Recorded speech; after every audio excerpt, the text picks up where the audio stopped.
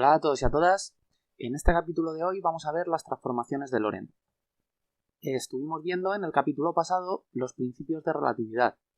Entonces, llegamos a ellos mediante un experimento mental que vimos de una carga moviéndose, en realidad una carga y un hilo cargado, un hilo infinito, y cómo dos observadores inerciales describían esta situación. Uno en reposo respecto a la carga y al hilo y otro en movimiento.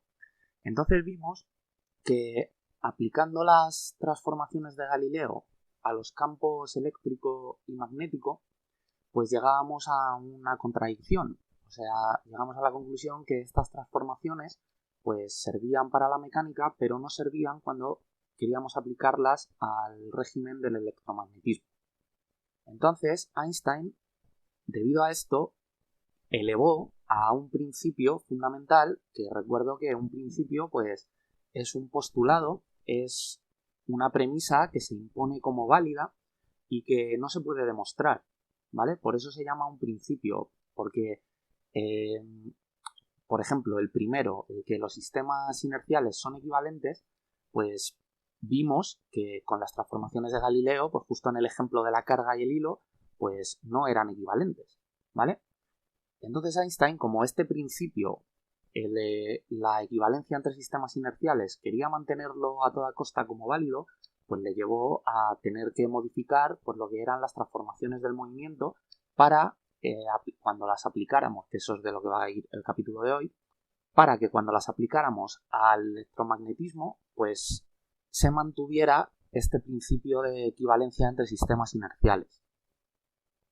Entonces lo he modificado un poco de como lo escribí en el capítulo pasado, porque hasta ahora en las transformaciones de Galileo lo que daba la equivalencia a este tipo de sistemas que se mueven a velocidad constante relativamente entre sí, pues era que ambos observaban la misma aceleración para una partícula que se estaba moviendo y que ambos sistemas describían su movimiento. Entonces, como las aceleraciones eran un invariante en ambos sistemas, pues al multiplicar esas aceleraciones por la masa, pues las fuerzas que observaban los dos, pues eran las mismas, ¿vale?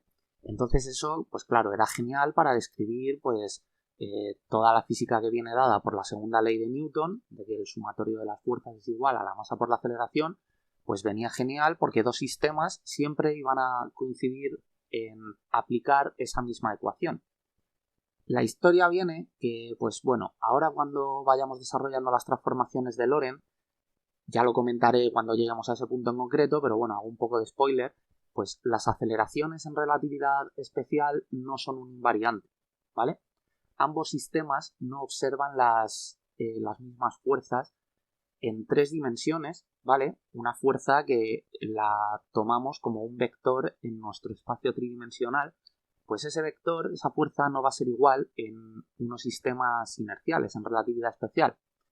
Los objetos matemáticos que van a ser invariantes en relatividad son lo que se llaman cuadrivectores, que son vectores, por decirlo de alguna manera, son tensores en realidad, que no quiero entrar mucho en detalle, pero bueno, pues son una generalización de los vectores que tienen que cumplir ciertos requisitos, en concreto transformar de cierta manera, bueno, ya esto ya lo contaré algún día si me animo a explicar lo que es un tensor. Pero la equivalencia entre objetos matemáticos vamos a tener que ampliar su simetría a objetos de 4 dimensiones y no de 3. Por lo tanto, una fuerza en 3 dimensiones pues no va a ser un invariante entre sistemas inerciales. Vamos a pedirle añadir a esa fuerza una componente que va a ser una componente temporal, entre comillas, y entonces ahí ya vamos a movernos en lo que es equivalencia entre este tipo de objetos matemáticos. Entonces, por eso he cambiado el primer principio de la relatividad, explicitando que lo que va a hacer patente esta equivalencia entre sistemas inerciales van a ser que las ecuaciones que vamos a aplicar a cómo describen una situación dos sistemas inerciales pues van a ser las mismas. Esto atiende a lo que vimos en el primer capítulo de esta lista de reproducción, que cuando queríamos aplicar una transformación de Galileo a las ecuaciones de Maxwell o a la ecuación de onda que se extrae de onda electromagnética, que se extrae de las ecuaciones de Maxwell, pues para un sistema en movimiento relativo aparecían unos términos extra, ¿vale? Bueno, pues la equivalencia entre sistemas inerciales en relatividad especial no va a venir, quiero ser muy claro con esto, de que ambos sistemas observen las mismas fuerzas, sino que va a venir de que ambos sistemas utilicen las mismas ecuaciones para describir una situación. Pues, por ejemplo, como la de la carga que pusimos en el ejemplo pasado. Entonces, pues claro, esas ecuaciones pues van a tener que venir dadas no por vectores en 3 dimensiones, sino por cuadrivectores, que ya iremos viendo a lo largo de este tema, pues lo que son. Vale. Y luego el segundo principio, pues era igual, si queríamos mantener como un principio fundamental la equivalencia entre sistemas inerciales, pues no quedaba más remedio, ya vimos en el capítulo pasado, que imponer que ambos sistemas, uno en reposo y otro en movimiento, pues observan la misma velocidad para la luz. Entonces estos dos principios pues van a ser de donde vamos a deducir toda la relatividad especial. Entonces ya veis que por eso es tan famosa esta teoría y se comenta que es muy bonita, porque solo con dos principios pues se deduce una estructura matemática que nos lleva a conclusiones muy rompedoras con todo lo que era la mecánica newtoniana del movimiento, ¿vale? Bueno, pues una vez hemos dejado esto claro, voy a borrar para tener un poquito de sitio, me voy a dejar las transformaciones de Galileo por aquí y vamos a comenzar a deducir las transformaciones de Lorentz. Bueno, pues antes de comenzar voy a comentar una cosita que habréis visto, que es que he puesto las transformaciones de Galileo en forma matricial, ¿vale? Esto viene porque nos va a venir muy bien identificar la transformación como una aplicación lineal. Si no sabéis lo que es una aplicación lineal, os recomiendo que veáis el vídeo que tiene el mismo nombre en el tema de álgebra lineal, que lo tengo por ahí explicado en el canal. Pues vamos a querer identificar la transformación como una matriz, pues que aplicada sobre un vector columna, que son las coordenadas de interés que van a transformar, pues en este caso lo he reducido solo a 2 dimensiones, al tiempo y a una coordenada x. Y bueno, en realidad estarían también por aquí la y y la z, lo que pasa que la y' y la z' pues son iguales a la y y a la z. Bueno, pues identificando la transformación como una matriz, le vamos a pedir un par de propiedades matemáticas que, bueno, voy a comentarlas por ser un poco riguroso, pero que no van a tener mucha trascendencia en el cálculo que vamos a hacer, que son estas dos. Vamos a llamar a esa matriz nueva, que va a ser la nueva transformación, la transformación de Lorentz, vamos a llamarla con la letra lambda en mayúscula, pues imagino que lambda, que es la L en griego, pues viene de Lorentz, de la primera letra de este nombre, del nombre de este señor. Entonces, le vamos a pedir que sea lineal, ¿vale? Pues como toda aplicación lineal, la linealidad viene de que es una especie de propiedad distributiva entre dicha matriz, la matriz de la aplicación lineal, y un par de vectores, ¿vale?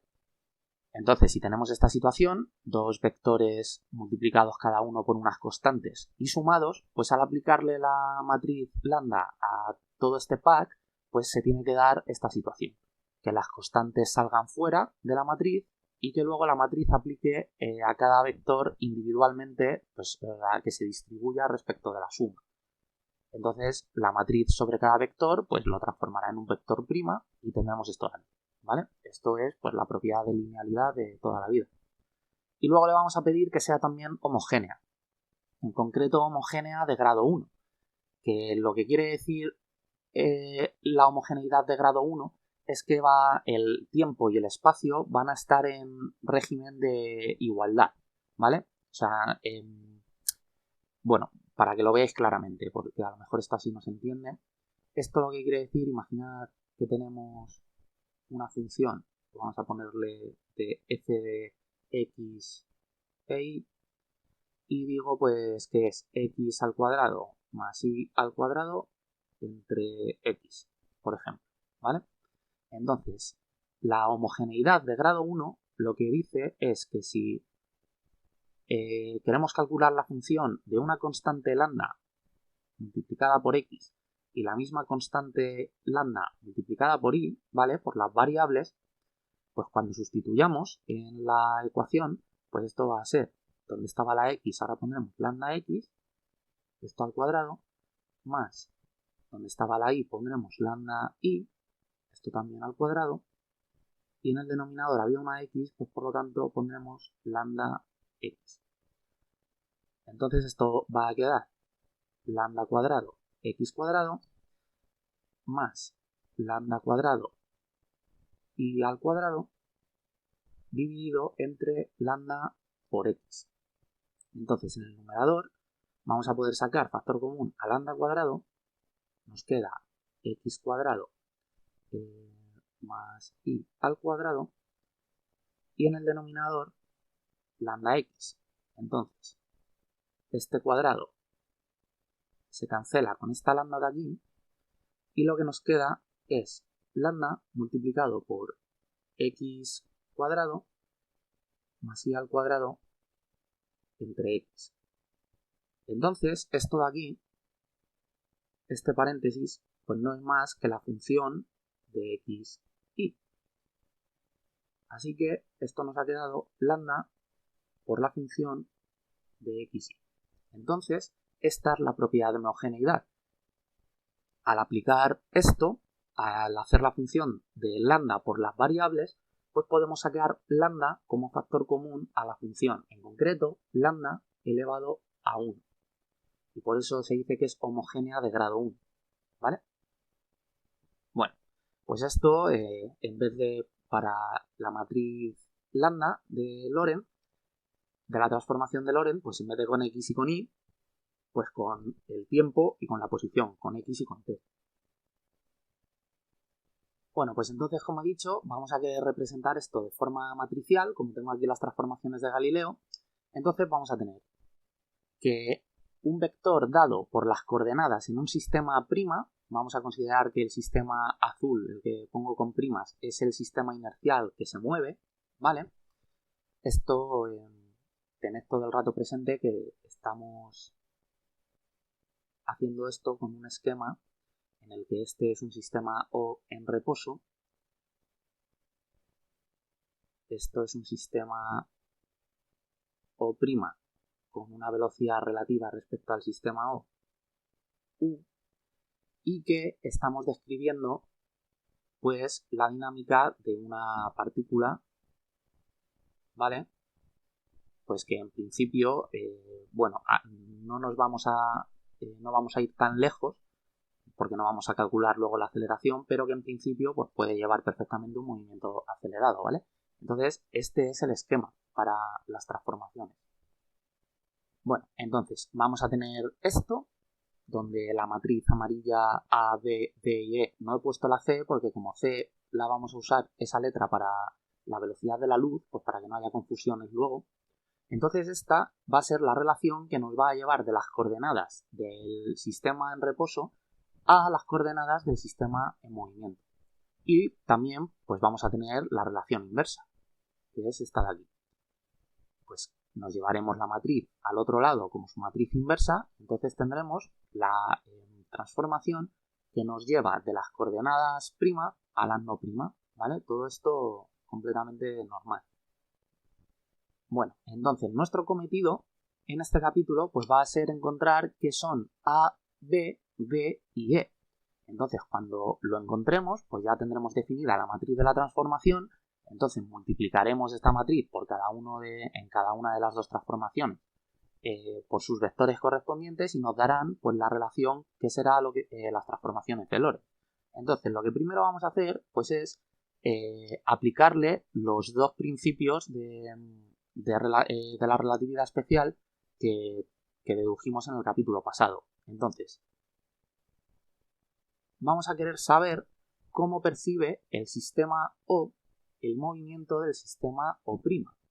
Entonces, esto es lo que hicimos en el capítulo pasado de, pues, si teníamos el sistema O y aquí el sistema O', que se estaba moviendo con velocidad u hacia la derecha en el eje X, pues cómo es el movimiento del sistema O' era equivalente a fijar un punto en el origen del sistema O', un punto que pues llamamos A. Entonces, cuando pues vamos a coger, por ejemplo, de las dos transformaciones, pues la primera, que tiene una matriz más fácil, ¿vale? Valdría coger las dos, pero claro, o sea, la forma que tiene la matriz inversa, pues ya veis que los cálculos van a ser más complicados, pero en principio daría igual cuál de las dos coger, ¿vale? Llegaríamos a lo mismo. Entonces, aquí lo que queremos describir son las coordenadas en cada uno de los sistemas de este punto A, que en realidad, pues al estar anclado en el sistema O', pues es cómo se percibe el movimiento del sistema O'. Pues esto es como coger en cada una de estas coordenadas y poner, no lo voy a hacer, ¿vale? Para no entretenerme, pues poner aquí un subíndice A de ver pues cómo describen ambas el punto A, ¿de acuerdo? Bueno, pues esto, el punto A, pues en el sistema prima, la x' correspondiente al punto A pues es 0, porque el punto A está en el 0 en las x del sistema O'. Por lo tanto aquí pondremos un 0 y en el sistema verde pues lo que estará es, a ver, eso será pues coger el punto A, proyectarlo sobre el eje de las x del sistema O y esto será la x. Entonces la x no es más que la distancia que separa cada uno de los dos sistemas y eso pues será la velocidad relativa por el tiempo que ha pasado en el sistema O, ¿vale? Porque aquí en el capítulo pasado ya impusimos que cuando empieza a correr el tiempo ambos sistemas están en el mismo punto, ¿vale? O sea, comparten origen temporal. Que lo que quiere decir es que pues aquí no tenemos que añadir un espacio inicial, ¿vale? Bueno, pues entonces el punto X del origen del sistema O' en el sistema O, pues esto hemos dicho que es U por T. Vale, pues nada, voy a borrar esto de aquí. Y pues nada, voy a multiplicar ya esto, pues vamos a ver qué da. Pues tendremos que T', o sea, esta coordenada, pues es A por T más B por U por T. Vale, y luego que 0, pues esto es B por T más E por U por T. Vale. Entonces aquí la primera ecuación pues no nos va a dar mucha información, así que vamos a obviarla. Y de la segunda sí que vamos a poder sacar algo, que es, vemos que si dividimos a toda la ecuación entre t, y podemos hacerlo porque se da por hecho que t, pese a que sea una variable, no es 0, porque no estamos calculando la distancia justo en el inicio de cuando pusimos a correr los relojes de ambos sistemas, sino que ya damos por hecho que el sistema azul ha recorrido cierta distancia y estamos calculando pues en qué punto está después de un cierto tiempo. Entonces cancelamos las t's y vamos a despejar d. Entonces nos queda la relación de que d es menos u por e. Así que estupendo, voy a ponerme esto por aquí arriba. Vale, pues ahora vamos a calcular algo parecido. O sea, el recíproco. Vamos a ver cómo percibe el sistema O' el movimiento del sistema O. Entonces vamos a hacer lo mismo, cogemos nuestra transformación general Y esto lo que va a ser es pues también lo que vimos en el capítulo pasado, que es que ahora nosotros vamos a tomarnos como que somos el sistema O', entonces vamos a querer ver cómo se mueve el sistema O.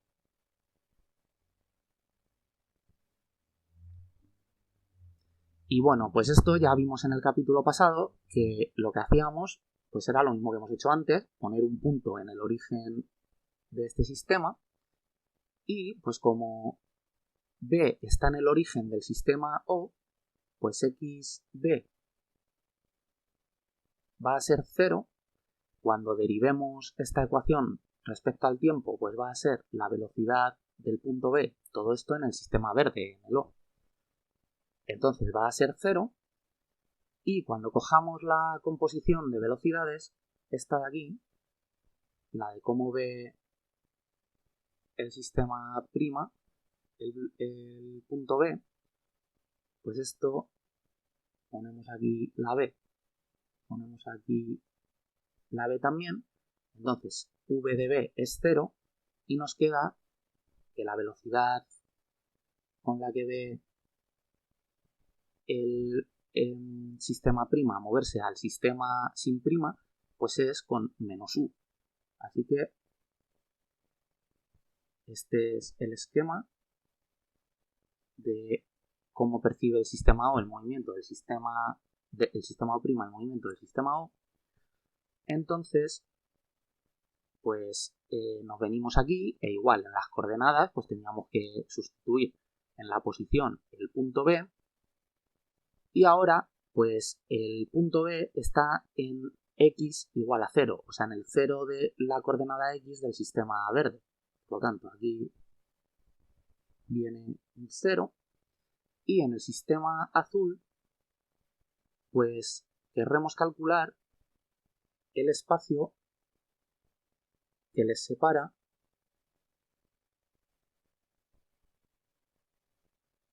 que entonces pues lo que será es x', y esto es pues menos u por t', ¿vale? La velocidad que observa el sistema O' para el sistema O, que es menos u, multiplicado por el tiempo en el sistema O'. Todo esto, lo de que ya esté dando por hecho que en cada uno de los sistemas pasa el tiempo distinto, también llegamos a esa conclusión en el capítulo pasado, ¿vale? En el que si queríamos una transformación igual para el electromagnetismo y para el movimiento mecánico, pues teníamos que introducir en la ecuación del campo magnético algunos términos extra, y como esa ecuación, la del campo magnético, estaba en correspondencia de igualdad con el tiempo, pues entonces íbamos a también a tener que asumir que íbamos a tener que modificar la ecuación del tiempo y añadirle unos términos extra. Y la consecuencia directa de eso pues es que cada uno de los dos sistemas va a percibir un tiempo distinto, ¿vale? Bueno, pues entonces aquí ponemos menos u por t', borramos esta historia de aquí. Entonces vamos a volver a calcular a ver qué nos da esto. Pues tenemos t' igual a por t, y luego b por 0 pues es 0, y aquí tenemos menos u por t', esto igual a b por t. Vale, entonces t', que tenemos aquí la relación, pues lo sustituimos aquí abajo. Entonces vamos a tener menos u por t', que es a por t, igual a d por t. Entonces aquí pues hacemos lo mismo. Tomamos que el tiempo no es 0, dividimos a toda la ecuación entre t, se nos cancela, y llegamos a que d pues es igual a menos u por a. Vale. Bueno, entonces hemos llegado a que d es igual a estas dos cosas, entonces no queda otra que menos u por e pues sea igual a menos u por a. O sea que cancelamos los menos y las u's, y nos queda que e es igual a A. Así que vamos a borrar la ecuación de la E porque es redundante, ¿vale? Y la sustituimos por esta, que E es igual a A. Muy bien, estupendo. Bueno, pues entonces en estos dos primeros cálculos que hemos hecho de cómo ven el movimiento relativo cada uno de los dos sistemas, pues hemos encontrado estas dos relaciones, E igual a A, D igual a menos U por A, y lo que hemos hecho con esto es aplicar el principio de equivalencia entre sistemas inerciales, ¿vale? O sea que en realidad pues es la relatividad del movimiento. Cada uno de los dos sistemas puede decir que él mismo está en reposo y que es el otro el que se mueve. Entonces esa velocidad lo que variará es el signo según qué sistema describa la situación, que es lo que tenemos aquí en las transformaciones de Galileo de forma matricial, que lo único que cambia de una transformación a otra, como veis, es el signo de la velocidad relativa. Si calculáis la inversa de esta matriz de arriba, pues es simplemente el resultado es quitar el signo de la velocidad relativa, ¿vale? Bueno, pues ahora vamos a aplicar el segundo principio de relatividad a estas transformaciones, que es pues que la velocidad de la luz tiene que ser la misma para ambos sistemas. Entonces vamos a ver cómo perciben ambos el movimiento de un rayo de luz.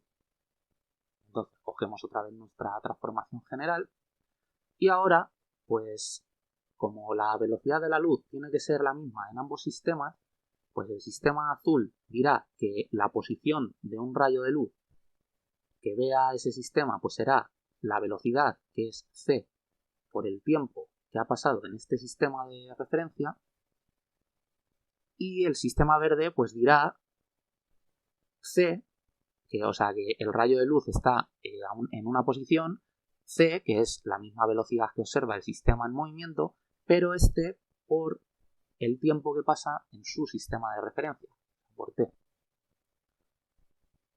Vale, entonces pues vamos a hacer lo mismo que antes. Aquí vamos a tener que t' es igual a por t más b por c por t. Y aquí t', esto es igual a d por t más e por c y por t. Vale, pues igual t' lo tenemos aquí, pues vamos a sustituirlo en esta ecuación de abajo.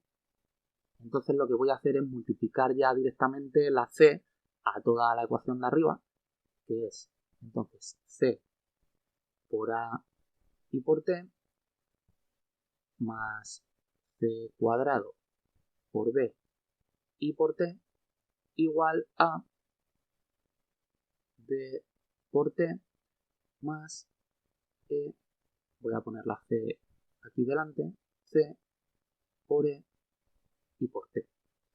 Entonces vamos a dividir a toda la ecuación entre el tiempo, ¿vale? Entonces, a ver, un momentito, se nos va aquí también, y al lado derecho del igual exactamente lo mismo.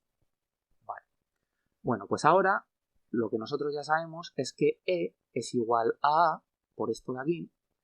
Entonces vamos a sustituirlo, CA, y CA aparece a ambos lados del igual. Entonces se nos cancela y nos queda, vamos a borrarlo, nos queda que D es igual a C cuadrado por B. Entonces nosotros lo que queremos encontrar, la única incógnita de la matriz que nos falta, pues es precisamente B. Así que vamos a despejar B. Entonces B será, voy a escribir esto un poco más pegado, esto era B. Entonces despejamos, pasamos dividiendo este C cuadrado aquí al otro lado, y D era menos U por A, y todo esto entre C cuadrado. Así que pues llegamos a que B es menos U entre c al cuadrado por a. Bueno, pues lo que voy a hacer es, voy a bajarme esto un poquito porque creo que si no, no voy a tener sitio por aquí. Entonces esto va a ser igual. Bueno, pues vamos a sustituir entonces lo que acabamos de encontrar, que es que se ha quedado todo en función de a. Entonces a es igual a, b es igual a menos u entre c al cuadrado por a, d es igual a menos u por a y e es igual a a. Y todo esto pues multiplicado por t y x. Vale. Entonces pues vamos a sacar aquí factor común a la a fuera de la matriz. Entonces tenemos 1 menos u entre c al cuadrado menos u y 1 y todo esto pues por el vector columna t x. Vale, pues vamos ahora aquí abajo, pues vamos a tener que a por e es pues a al cuadrado porque e es igual a a. Entonces aquí tenemos a al cuadrado menos y b por d pues es multiplicar estos dos, entonces los menos se cancelan, a por a es a al cuadrado y u por esto es u cuadrado entre c cuadrado. O sea que vamos a tener a al cuadrado por u cuadrado entre c al cuadrado, aquí un 1, y pues todo esto es igual a menos b, pues es, entonces se cancela el menos y tenemos u partido por c cuadrado por a menos d es u por a y a es igual a a. Vale. Todo esto por este vector, por t' x', ¿vale? Entonces, sacamos factor común a la a de esta matriz y aquí podemos sacar factor común a un a cuadrado y nos queda 1 menos u al cuadrado entre c al cuadrado. Vale. Todo esto por 1 u entre c al cuadrado, u y 1 multiplicado por t' y x. Vale. Entonces esta a de aquí se cancela con este cuadrado, entonces vamos a borrarlo. Este cuadrado va afuera y esta a es un 1. Vale, pues una vez hemos llegado aquí, vamos a compararlas con las transformaciones de Galileo que tenemos. Porque, a ver, en las transformaciones de Galileo va incorporado la equivalencia, al menos en la mecánica, entre sistemas inerciales, que es pues eso, lo de que un sistema ve al otro moverse con velocidad menos u y que el otro pues lo ve moverse con velocidad u, ¿vale? Lo único que hace la transformación en una dirección y en la otra, ¿vale? En la que va del sistema verde al azul, pues es menos u, y en la que va del sistema azul al verde es u. Pues eso, la transformación lo único que hace es cambiar el signo de la velocidad y en el resto es igual, ¿vale? Entonces vamos a querer que pase lo mismo en esta nueva transformación, que la única diferencia que tenga entre un sentido en ir del sistema verde al sistema azul o en ir del sistema azul al sistema verde, pues sea que cambie el signo de la velocidad y que se mantenga esa relatividad entre sistemas inerciales. Entonces no nos queda otra que, pues vemos, comparando lo que nos ha quedado aquí y lo que nos ha quedado aquí, pues que dentro de esta matriz eso ya ocurre. Estas dos matrices son exactamente iguales y lo único que cambia de una a otra es el signo de la velocidad. O sea que eso está genial. Lo único que nos supone un problema es el factor que hay multiplicando a la matriz, que aquí arriba es A y aquí abajo es esto. Entonces, lo único que tenemos que hacer para que ambas transformaciones sean iguales, salvo el signo de la velocidad, pues es igualar esta A con esto de aquí. Entonces, de esa forma, pues en la transformación inversa, aquí tendríamos una A y ambas transformaciones hacen lo mismo en ambos sentidos, salvo cambiar el signo de la velocidad relativa, ¿vale? Bueno, pues entonces igualamos o queremos que A sea igual a 1 entre A por 1 menos U al cuadrado entre C al cuadrado. Entonces, pues nos llevamos esta A multiplicando al otro lado, se convierte en A al cuadrado, y luego despejamos el cuadrado como la raíz y nos queda que A pues es igual a la raíz de 1 en el numerador, pues es 1, y en el denominador nos queda la raíz de 1 menos U al cuadrado entre C al cuadrado. Vale, pues como este factor, esta A, aparece en todos los cálculos de relatividad de aquí a la eternidad, pues para no andar escribiendo siempre 1 entre raíz de todo esto, pues a esto se le da un nombre que es el factor gamma relativista, ¿vale? Que es un factor proporcional, no de manera lineal, ¿vale? Pero sí proporcional a la velocidad relativa. O sea que si la velocidad relativa aumenta, pues gamma aumenta también. Vale, entonces lo que voy a hacer ahora, pues es esta A, que hemos dicho que era gamma, y esto de aquí hemos dicho que era también igual a A, o sea que todo esto de aquí va a ser igual a gamma también.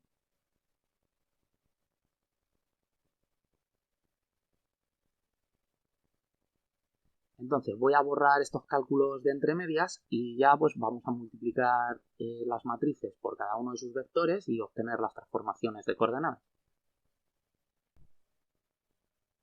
Vale, pues así quedaría. Entonces,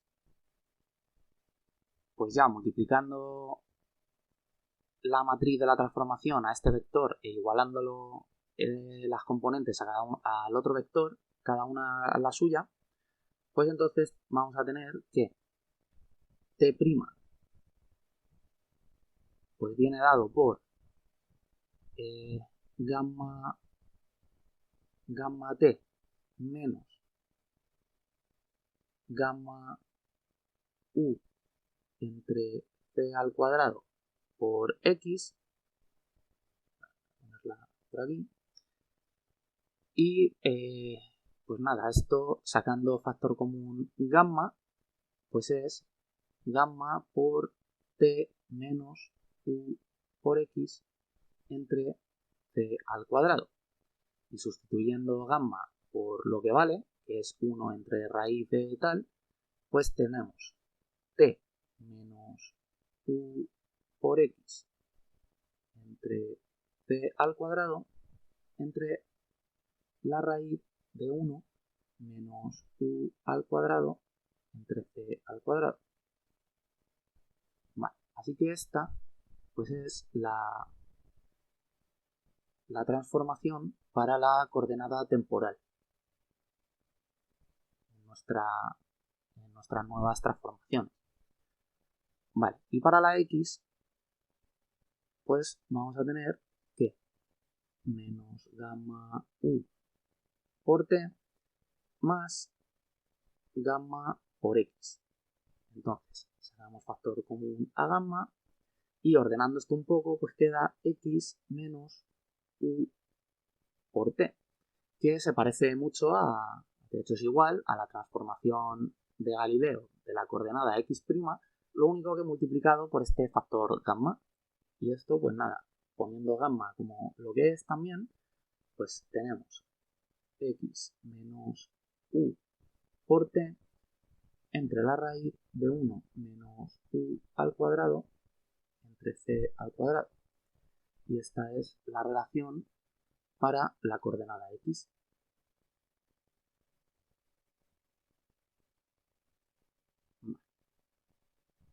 Y bueno, no os olvidéis que lo que os he dicho, todo esto lo hemos hecho en 2 dimensiones para no trabajar demasiado, pero estaría la coordenada Y' y la coordenada Z', que estas pues son iguales, ¿vale? Esta es igual a Y y esta es igual a Z. Que entonces la matriz de la transformación de Lorentz no sería una matriz 2×2, ¿vale? O sea, tendríamos que lambda sería una matriz 4×4, que sería gamma, pues en el caso de un movimiento a lo largo del eje X, gamma menos gamma U partido de C cuadrado menos gamma U gamma, aquí ceros, aquí otros 2 ceros, y luego aquí un 1 y un 0, y aquí un 0 y un 1, ¿vale? Y esto sería pues al añadir todas las dimensiones, lo único que, pues claro, al final esta parte de aquí lo único que nos hace es decir que, si os dais cuenta, esto es una matriz identidad, que lo único que nos dice pues es que la coordenada Y y la coordenada Z pues se quedan iguales bajo esta transformación. Entonces, bueno, pues para qué trabajar con una matriz tan grande cuando podemos hacerlo mucho más simple, ¿no? Y pues nada, vamos a calcular ahora la otra transformación, que ya vais a ver que va a ser prácticamente igual. Lo único que va a cambiar van a ser estos signos menos por un signo más, ¿vale? O sea, la velocidad relativa cambia de signo. Entonces vamos a tener la componente temporal, que va a ser, ya lo hago directamente, ¿vale? Va a ser t más ux, esto primo, ahora sí, entre c al cuadrado partido de la raíz de 1 menos u al cuadrado entre c al cuadrado. Esto no me va a quedar bien, a ver, ¿vale? Y la x pues nos va a quedar x' más u por t' entre la raíz de pues esto, u al cuadrado entre c al cuadrado. Daos cuenta que podríamos obtenerlas, como digo, pues sustituyendo el signo en la velocidad relativa en las otras transformaciones. Entonces, estos menos se convierten en más, y en el factor gamma, como la u está elevado al cuadrado, ¿vale? Tenemos 1 entre la raíz de 1 menos c al cuadrado, y aquí está la u al cuadrado. Pues si u lo sustituimos por menos u, pues entonces tendremos menos u elevado al cuadrado. Menos por menos es más, y u por u es u al cuadrado, y queda exactamente lo mismo, ¿vale? Bueno, y estas pues también tendrían la relación de arriba de que las coordenadas y z pues son iguales, ¿de acuerdo? Entonces, pues nada, voy a borrar las transformaciones de Galileo y voy a copiarme las transformaciones de Lorentz, que son estas de aquí, pues por aquí a la derecha. Vale, pues aquí en esta primera línea tengo las coordenadas del sistema prima, y aquí abajo pues las del sistema no prima. Y por aquí el factor gamma relativista. Vale. Entonces, lo que vamos a hacer ahora es, como la forma en que nos han quedado estas transformaciones de Lorentz son un poco engorrosas, ¿vale? Aquí con cocientes dividiendo entre c al cuadrado, y el factor gamma puesto así explícitamente no queda muy bien luego a la hora de ser práctico en hacer cálculos, pues vamos a definir un nuevo parámetro que va a ser lo que vamos a llamar beta, y beta vamos a definirlo como un entre c, ¿vale?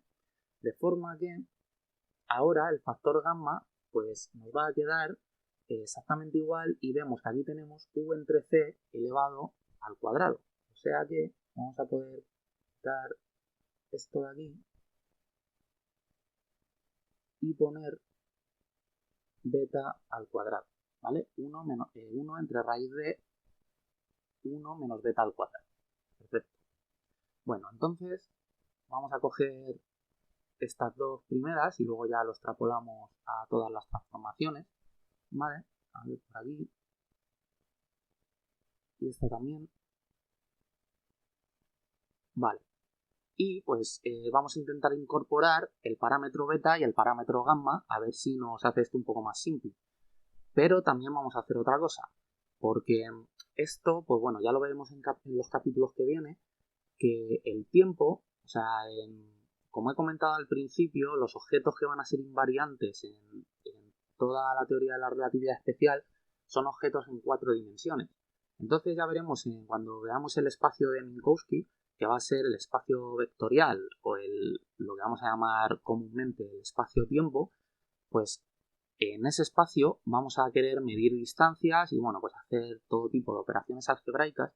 Entonces vamos a querer darle al tiempo dimensiones de longitud, ¿vale? Para luego a la hora de hacer productos escalares y sumarse con las otras coordenadas, pues que se puedan sumar y que no sea sumar tiempo más longitud, sino que sea sumar longitud más longitud. Entonces lo que se hace es multiplicar a la coordenada temporal por c, por la velocidad de la luz, pues aprovechando que es una constante universal, ¿vale? Así que, pues esta ecuación, si multiplicamos por c, multiplicamos aquí por una c y aquí por otra, y entonces se nos va el cuadrado de esta c, ¿vale? Muy bien. Entonces, pues aquí lo que hemos conseguido es que este factor 1 entre raíz de esto es gamma. Entonces, pues lo ponemos gamma multiplicando a c por t menos, y si nos damos cuenta, pues aquí tenemos u entre c, y u entre c pues lo hemos llamado beta, por lo tanto pondremos beta y x. Así que ya veis qué comodidad para escribir las transformaciones de Lorentz de esta manera, con la beta y con gamma, y no en su forma explícita, que bueno, pues sí, muy bonita, pero pues, luego para hacer cálculos es horrible, ¿vale? Entonces aquí con la x pues vamos a hacer lo mismo. Pues tenemos gamma multiplicando a todo, tenemos la x, y aquí pues no tenemos ninguna c, pero no pasa nada, porque lo que vamos a hacer es dividir a u entre c para que esto sea beta, y como hemos dividido por una c, pues multiplicamos por otra. Entonces ya vemos que se nos queda ct, que es la nueva coordenada que vamos a querer, y esto de aquí pues es beta. Entonces ya pues tenemos menos beta por ct.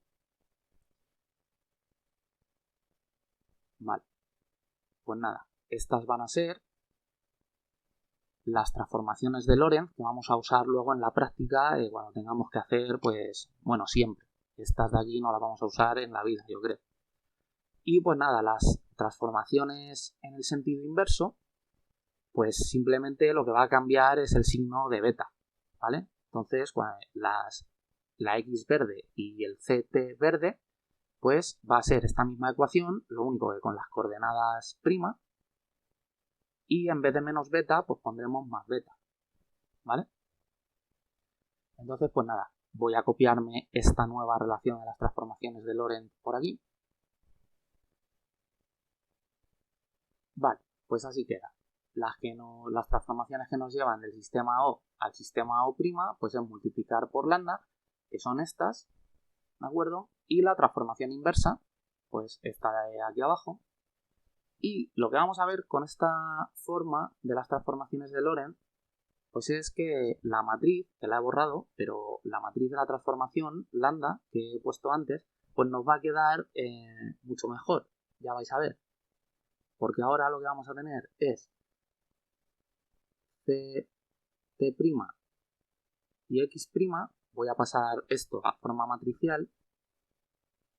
Entonces, pues vamos a tener que multiplicando a ct, pues está gamma por aquí, multiplicando a la x está menos gamma por beta, y en la de abajo, con la x', pues al ct está multiplicando menos gamma beta, y a la x, pues gamma.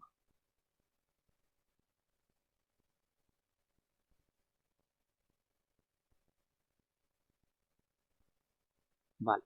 Y entonces ahora, pues lo que se nos ha quedado es esta matriz, que es la matriz de la transformación de Lorentz, pues se nos ha quedado en una forma que es simétrica, ¿vale? Este elemento de aquí es igual a este.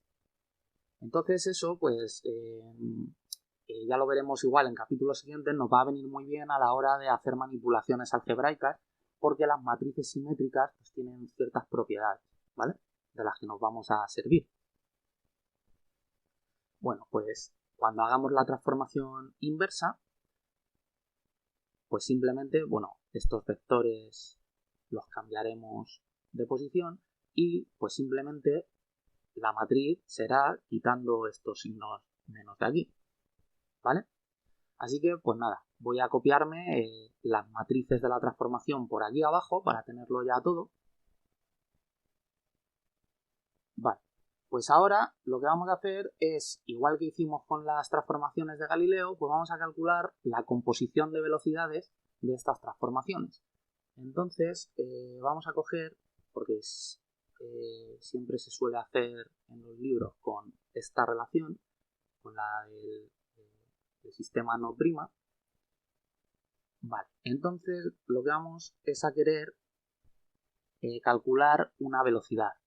Entonces primero vamos a calcular los diferenciales de estas dos ecuaciones. Entonces el diferencial de c por t, pues la c es constante y sale fuera, y nos queda c por un diferencial de t. Y aquí abajo pues es el diferencial de x. Vale, entonces nosotros ya sabemos que el diferencial pues se calcula como la derivada parcial de lo que queremos calcular el diferencial respecto a la primera coordenada de la que depende, o sea, respecto a ct' por el diferencial de ct'. Pero igual aquí pues esto es constante, la c, entonces sale fuera del diferencial y queda de esta forma, y le sumamos pues la derivada parcial de ct respecto a x' y por dx'. Vale. Entonces, la primera derivada parcial pues es gamma, entonces vamos a tener gamma ct', perdón, gamma c por dt', y la derivada parcial de ct respecto a x' pues es gamma beta, por lo tanto más gamma beta de x'. Vale. Entonces lo que vemos es que, pues precisamente por ser la ecuación una ecuación lineal, o sea que no aparecen potencias segundas ni nada, pues hacer el diferencial, pues simplemente sustituir donde está en cada variable, pues en vez de poner la variable, poner un diferencial de esa variable, ¿vale? Vale, y pues con dx' va a pasar lo mismo, lo que pasa es que esto ya lo voy a hacer directamente, pues esto va a dar gamma por dx' más beta c dt'. Y aquí arriba me doy cuenta que puedo sacar factor común a gamma, entonces va a quedar gamma por c dt' más beta de x'. Vale. Entonces quito esto. Muy bien. Ya lo tenemos. Vale, pues ahora para calcular la velocidad lo que vamos a hacer es dividir dx entre c dt. dx entre c por dt, porque un diferencial de posición entre un diferencial de tiempo pues es la velocidad. Entonces esto pues nos va a quedar, voy a hacer directamente un copy paste, esto, a ver, que no me equivoque, no vaya a ser que lo ponga al revés, esto en el numerador y esto otro de aquí en el denominador, ¿vale? Entonces gamma se cancela y lo que vamos a tener es dx entre dt es v, y esta c que aparece aquí dividiendo la subimos multiplicando al otro lado, y lo que vamos a hacer es dividir tanto al numerador como al denominador entre un diferencial de t'. Entonces va a quedar dx' entre dt' más beta c de t' entre dt', c por dt' entre dt' más beta por dx' entre dt. Vale, pues estas se van, esta de aquí también, y lo que nos queda pues es que la velocidad es c por dx' entre dt', pues eso es la velocidad prima, voy a ponerla en azul, esto es la velocidad prima, más beta que aparece por aquí y una c. Vale, y dividiendo pues una c por aquí más beta y de x' entre dt' pues es v'. Vale. Ya tendríamos la composición de velocidades. Entonces, bueno, pues calcular la recíproca, la de despejar v', o calcular los diferenciales en vez de con esta relación de las transformaciones de Lorentz con la otra, con esta de aquí, y hacer exactamente lo mismo, pero vais a ver que se sigue manteniendo lo del principio de relatividad, que lo único que va a diferenciar entre poner aquí una v o poner la v', pues es que, pues claro, aquí donde hay una v', pues será v, y donde hay un más beta, pues será un menos beta. ¿De acuerdo? O sea, cambia el signo de beta, en resumidas cuentas. Vale, pues así quedaría la velocidad vista por el sistema O. Que estas velocidades no son más que, en el diagrama este que ponía, ¿vale? Son las velocidades que observan cada uno de los dos sistemas, este moviéndose con velocidad u, para una partícula, ¿vale? Entonces, v es la velocidad que ve para esta partícula el sistema O, y v' es la velocidad que ve para esta partícula el sistema O'. La velocidad relativa entre los dos es u, que va incorporada dentro de beta. ¿De acuerdo? Vale. Pues esta velocidad es en el eje X. Que no se me olvide ponerlo, porque aquí no vamos a poder simplificar solo a la dimensión en la que nos estamos moviendo, que es la X, porque, a ver, ¿dónde me falta? Aquí. Vale. ¿Por qué? Pues porque imaginad que tenemos otra vez los sistemas inerciales que he dibujado anteriormente. Por ejemplo, pues aquí el sistema O, aquí el sistema O', que se mueve a velocidad relativa u respecto al sistema O, y que para obtener estas transformaciones de Lorentz, en las que la coordenada y la coordenada z quedan invariantes, pues esto solo ocurre si restringimos el movimiento de este sistema O' solo al eje X. Entonces, pues como veis, en las transformaciones lo único que cambia pues es efectivamente la coordenada X y la coordenada temporal, ¿vale? Bueno, Pues imaginad que la partícula que he puesto antes, que se estaba moviendo solo en el eje X, imaginad que ahora tiene un movimiento que abarca coordenadas en todas las direcciones del espacio. Pues como aquí he dibujado solo dos dimensiones, pues la X y la Y, pues lo pinto un vector velocidad para esta partícula que pues pillará un poquito en cada una de estas dos direcciones, ¿vale? Entonces, ¿qué ocurrirá? Pues que tendremos para este vector velocidad una velocidad en X, donde esta coordenada de aquí, esta, ya viene dada por estas dos ecuaciones, por esta y por esta que ya hemos obtenido. Pues si queremos saber cuánto vale esta velocidad para el sistema O, pues utilizaremos esta ecuación y nos vendrá dada en función de la velocidad que observa el sistema O'. Si queremos saber esta velocidad medida por el sistema O', pues usaremos esta ecuación de aquí y nos viene dada en función de la velocidad que mide el sistema O, ¿vale?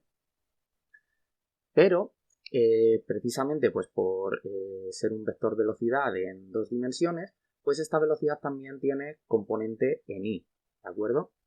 Entonces aquí lo que ocurría, por ejemplo, en Galileo es que esta velocidad en y pues quedaba invariante.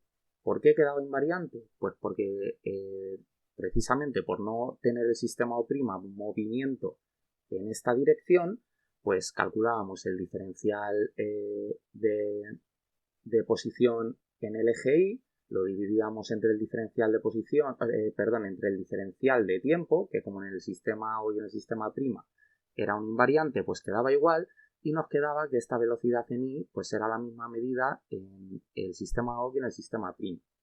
Ahora, el diferencial de posición en Y pues va a pasar exactamente igual que pasaba antes. Vamos a tener que como aquí lo tenemos, que y es igual a y', voy a hacer ya un copy-paste, y lo tenemos por aquí, y es igual a y', pues el trocito de posición que se mueva esta partícula en el eje y, pues vendrá dado por un diferencial de y, y esto será igual a un diferencial de y', precisamente por ser la y y la y' iguales. Pero como el tiempo, un diferencial de tiempo no es igual en el sistema O que en el sistema O', sino que el diferencial de tiempo viene dado por esta ecuación de aquí, pues ahora cuando dividamos al diferencial de y, a ver que lo haga, a ver, voy a llevarme esto un poquito para la derecha para que me quepa. Cuando calculemos el diferencial de y entre un diferencial de c por t, que esto no será más que la velocidad en y, ¿de acuerdo? Bueno, la velocidad en y entre c, dejadme entonces que ahora lo sustituyo al final del cálculo, pues entonces lo que va a ser es este diferencial de y', porque el numerador es exactamente igual, a ver que lo ponga así, dividido entre c por un diferencial de tiempo que será esto de aquí. ¿De acuerdo?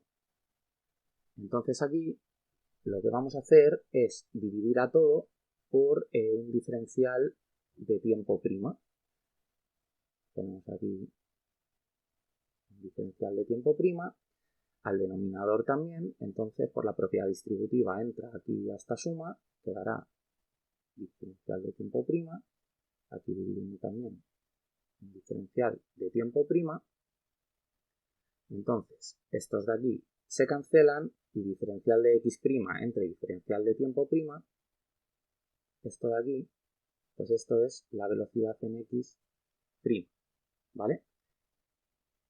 Y este numerador de aquí, pues es la velocidad diferencial de y' entre diferencial de tiempo prima, esto es diferencial no, esto es velocidad en y', ¿vale? Entonces ahora esta c la subimos multiplicando por acá y nos va a quedar esta ecuación de la siguiente forma. Pues diferencial de i entre diferencial de t, pues esto es la velocidad en i. Aquí tenemos una c, aquí tenemos una velocidad en i', y dividiendo pues tendremos el factor gamma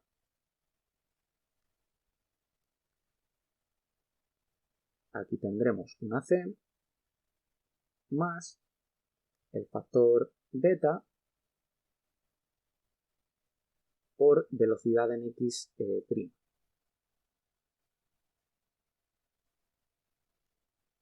Y es así como nos queda en la relatividad especial las componentes de la velocidad en direcciones en las que el sistema O' no se mueve, ¿vale? Veis que cambia respecto a Galileo, porque en Galileo velocidad en i era igual a velocidad en i'. Aquí veis que no. ¿Por qué? Pues precisamente porque el tiempo no pasa igual en un sistema que en otro, ¿vale? Y ocasiona pues que estas componentes tangenciales, estas otras componentes de la velocidad en direcciones en las que no se mueve el sistema prima, pues también se vean alteradas. Esto, si lo hacéis en la dirección z, ¿vale? Z es igual a z' por aquí las transformaciones de Lorentz, pues repetimos lo mismo y lo único que cambiaría es que la velocidad en z sería igual a c por la velocidad en z' y el denominador sería el mismo, ¿de acuerdo? Aparecería por aquí la velocidad en x', exactamente igual que nos ha salido en este cálculo de aquí. Así que nada, voy a copiarme estas componentes de la velocidad por aquí abajo a la derecha. Muy bien, pues lo primero que podemos hacer una vez hemos obtenido la composición de velocidades relativista es sacar una serie de conclusiones. Y para ello vamos a ejemplificarlo mediante dos ejemplos, en el cual el primero va a ser este de aquí. ¿Cómo ven un rayo de luz dos observadores en movimiento relativo en la teoría de la relatividad especial? Entonces, para ponernos en situación, pues he dibujado aquí una especie de tren que se está moviendo a una velocidad u y pues para facilitar los cálculos, que esto suele hacerse mucho en relatividad, lo que se suele hacerse es medir las velocidades en un porcentaje de la velocidad de la luz, ¿de acuerdo? Entonces, por ejemplo, la velocidad del tren, esta u, sería un 20% de la velocidad de la luz, por eso pongo aquí 0.2 c, ¿vale? Entonces, lo que vamos a ver es cómo estos dos observadores miden este rayo de luz que es lanzado por un sistema que se mueve a la misma velocidad que el tren, ¿vale? Entonces, para ello, lo que cogeríamos pues sería esta ecuación, la de la velocidad en x. Entonces, como este rayo de luz es lanzado por el sistema prima, que se mueve a esta velocidad, a 0.2 c, pues este sistema lo que verá es que el rayo de luz se mueve a la velocidad de la luz. Por lo tanto, la Vx' será c. Lo que tendremos que calcular es qué velocidad ve el sistema verde, el sistema que está en reposo respecto a este sistema azul. Entonces esto, pues por ejemplo, en Galileo vendría dado de la siguiente forma. O sea, aquí tendríamos que en Galileo la composición de velocidades pues sería la velocidad que ve el señor verde en x, pues sería la velocidad relativa, en este caso también en el eje x, más la velocidad que observa el sistema prima, ¿de acuerdo? Entonces, esta ecuación sería de la siguiente forma. Sería Vx igual a u, pues u es 0.2c, y Vx' es c. Así que esto sería así. Sacaríamos factor común a la c, o bueno, en realidad sumar 0.2c más c, pues esto lo que nos daría es 1.2c. Por lo tanto, la velocidad para este rayo de luz que vería el sistema verde pues sería 1.2 veces la velocidad de la luz. O sea, un 120% la velocidad de la luz. O sea, más rápido que la propia velocidad de la luz. ¿De acuerdo? Bueno, pues vamos a ver que en relatividad esto no ocurre. Aquí, cuando cogemos la composición de velocidades relativista en el eje X, pues tendremos c, esta velocidad en X es c, más beta, por c, dividido entre c, más beta, bueno, claro, y beta, que me lo estoy dejando, beta es la velocidad relativa entre c, entonces sería u entre c, se cancelaría esta c verde que va aquí acompañando, y nos quedaría solo la velocidad relativa, que es 0.2c. Así que esto pues ya lo pongo aquí directamente, 0.2c. Y aquí abajo lo que nos quedaría es beta, que es 0.2c dividido entre c, ¿vale? Porque el factor beta es u entre c, entonces es esto entre c, por Vx, pero Vx es c, ¿vale? Por lo tanto, esta c cancelaría a esta otra, así que ya no lo pongo y borro esta y tendríamos esto aquí. Entonces, ¿qué ocurre? Pues que aquí tenemos lo mismo, c más 0.2c entre c más 0.2c. Esto se simplifica y nos da 1 y lo que nos queda es c. Así que la velocidad que observa el sistema en reposo para este rayo de luz sigue siendo la velocidad de la luz.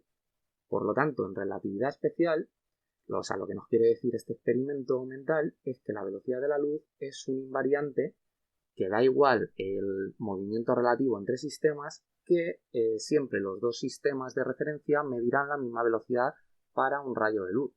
Y recordad pues que esto tiene que ser así porque es la única manera que en capítulos pasados, construyendo los principios de relatividad, vimos que lográbamos hacer compatible el que no existiera el éter con cómo queríamos construir las nuevas transformaciones, que son las que hemos construido en este capítulo.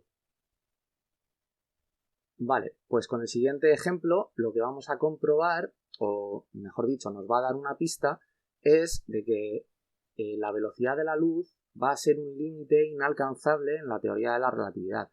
Esto que vamos a ver no es una demostración, porque la demostración de esto la vamos a ver en capítulos siguientes, pero, como digo, pues esto va a ser una buena pista para mantenernos en la línea de esta hipótesis. Entonces, para ello lo que vamos a ver es cómo ven dos observadores velocidades superlumínicas para objetos materiales.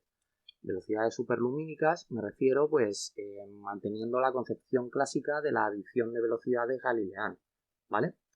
Aquí tenemos un ejemplo parecido al ejemplo anterior y lo que tenemos es pues un sistema O' moviéndose a velocidad u, que es un 0.9 de la velocidad de la luz, o sea, casi de esta velocidad, en un tren y un observador verde quieto. Entonces lo que hace el observador prima pues es lanzar un objeto, pues una piedra por ejemplo, y la lanza a 0.2 veces c. Esto en Galileo pues nos daría el siguiente resultado. Como hemos visto antes, la velocidad que observaría para esta piedra el sistema verde pues sería la velocidad u más la velocidad prima. Entonces, esta velocidad sería 0.9c más 0.2c.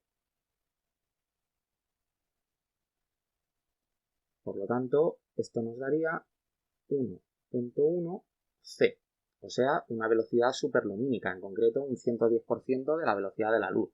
Bueno, pues vamos a ver que cuando hacemos este cálculo ahora en relatividad, pues en concreto, como seguimos, esto es solo un movimiento en el eje X, pues volvemos a coger la ecuación de antes, la de la composición de velocidades en el eje X. Entonces aquí, pues vamos a empezar a sustituir, tenemos esta c la velocidad en x es 0.2c, beta por c, pues es u entre c por c, cancelamos esas c's y nos queda solo u, por lo tanto esto sería más 0.9c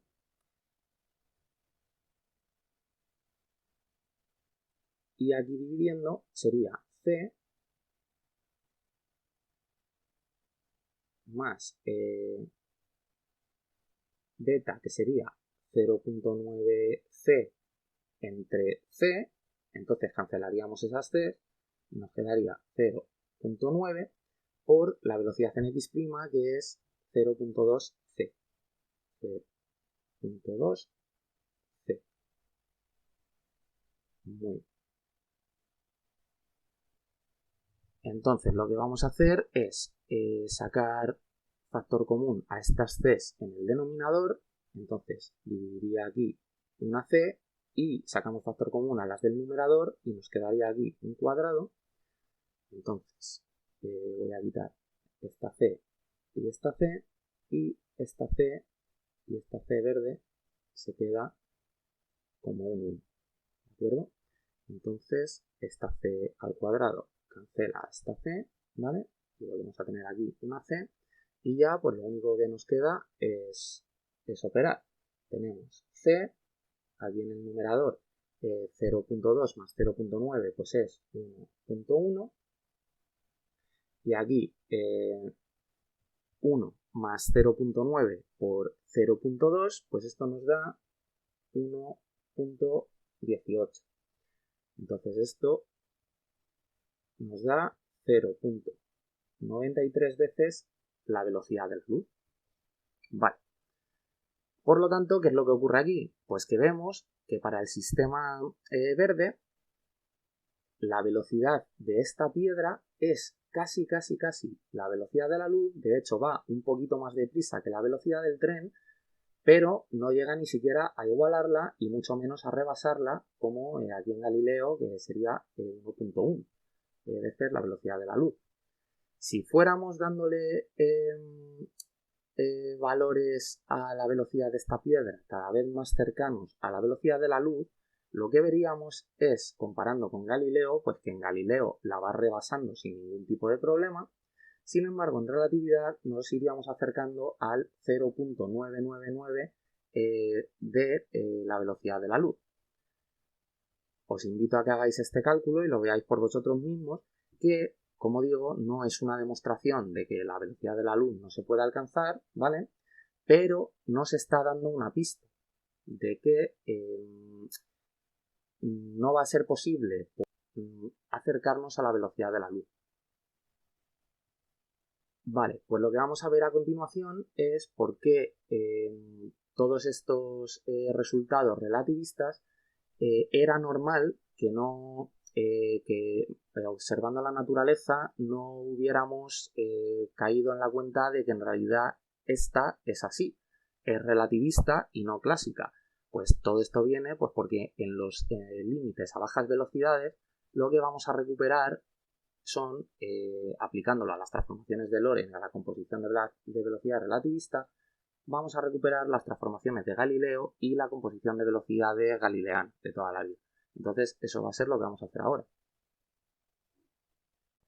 Estas transformaciones en el límite apropiado, que en concreto va a ser en el que la velocidad relativa entre sistemas sea mucho más pequeña que la velocidad de la luz, ¿vale? O sea, es pasando la c dividiendo, va a significar que u entre c es mucho más pequeño que 1, y esto lo que significa es que vamos a poder aproximar a que u entre c es casi 0, ¿de acuerdo? O que cuando u es mucho más pequeña comparado con c, cuanto más pequeña sea la u, más tiende este cociente a 0, ¿vale? Bueno, pues vamos a calcular el límite cuando u entre c tiende a 0, o sea, cuando u es muy pequeña comparado con c, de las transformaciones de Galileo, y vamos a ver cómo recuperamos, de las transformaciones de Lorentz, y vamos a ver cómo recuperamos las transformaciones de Galileo. Vale, pues aquí me he puesto los 3 límites, uno para el tiempo, que lo he puesto con las antiguas transformaciones de Lorentz, con las primeras que hemos deducido porque se ve más fácil, y con la composición de velocidades. Y lo que voy a hacer es pues, poner también la composición de velocidades en forma antigua para que se vea mejor. O sea, puesto explícitamente todo, sin la beta y sin nada. Entonces esto va a ser, pues tenemos C por Vx menos y beta es U entre C por C esto. Y en el denominador tenemos C menos U entre C por Vx. Vale, entonces estas Cs se van y lo que vamos a hacer es sacar aquí una C de factor común dividiendo. No, perdón.